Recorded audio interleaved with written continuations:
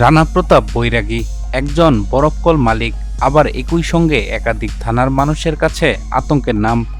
বাইরে থেকে দেখলে মনে হতো তিনি একজন সাধারণ ব্যবসায়ী, কিন্তু এই সাধারণ পরিচয়ের আড়ালেই লুকিয়েছিল ভয়ঙ্কর এক বাস্তবতা।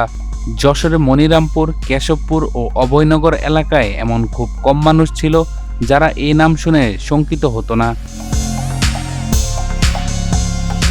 প্রশ্ন হচ্ছে, এই মানুষটি আসলে কে ছিলেন? দিনের বেলায় রানা প্রতাপ বাজারে বসতেন, বরফকল চালাতেন, স্থানীয়দের সঙ্গে কথা বলতেন, কিন্তু স্থানীয়দের অনেকেই বলতেন এই শান্ত মুখোশের আড়ালে ছিল চরমপন্থী রাজনীতির সঙ্গে জড়িত এক শক্ত অবস্থান।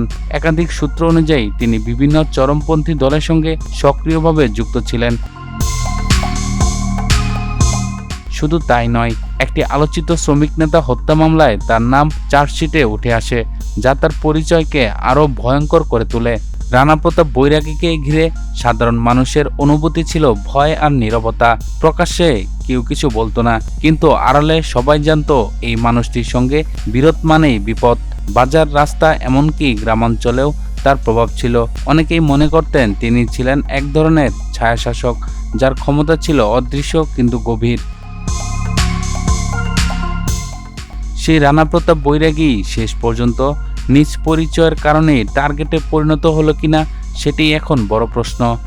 ডেকে নিয়ে পরিকল্পিতভাবে হত্যা প্রমাণ করে এটি ছিল নিছক ঘটনা নয়। তার মৃত্যু শুধু একজন ব্যক্তির শেষ নয়, বরং একটি দীর্ঘ অপরাধ অধ্যায়ের রক্তাক্ত সমাপ্তি। কিন্তু প্রশ্ন থেকেই যায়, এই পরিচয়ের পেছনে শক্তিগুলো কি এখনও সক্রিয়?